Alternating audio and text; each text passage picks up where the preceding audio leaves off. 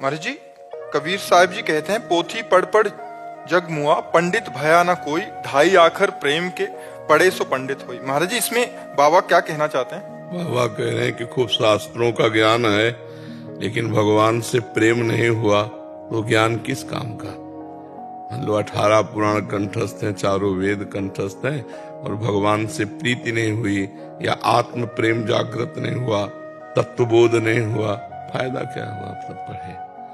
तो अब जैसे गधे की पीठ में चाहे ईंट लाद दो, चाहे चंदन लाद दो, चाहे वेद लाद दो, उसको केवल भार वहन करना है।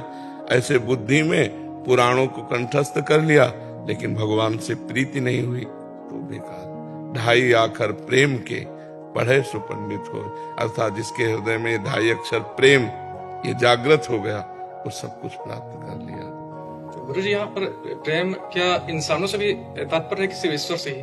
ईश्वर, जब प्रेम शब्द आएगा तो सब जगह भगवान विराजमान है। जड़ चेतन जग जीव जत, सकल राम में जान, बंदों सबके पद कमल, सदा जोर। इंसान में भगवान, सब में परमात्मा।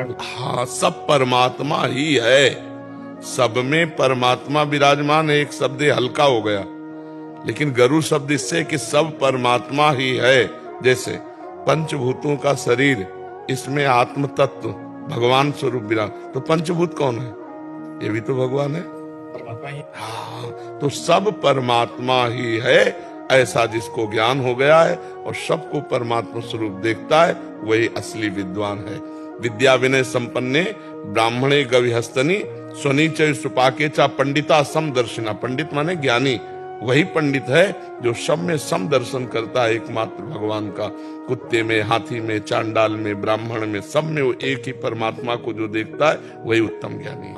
बात समझ रहे ला? वो नाटक कर रहा, जगन नाटक वही भवा। एक परमात्मा इतने रूप धारण करके अलग अलग नाटक कर रहा। पहचान लो तो मुक्त हो जाओगे, नहीं पहचाने तो गए। कोई सूझ वाली आंख ने पहचान की कि कण कण में झांकी भगवान की। अगर पहचान लो तो मुक्त हो गए, नहीं पहचान ले तो बंधन को प्राप्त हो गए। हाँ, गेम है, संसार एक गेम है।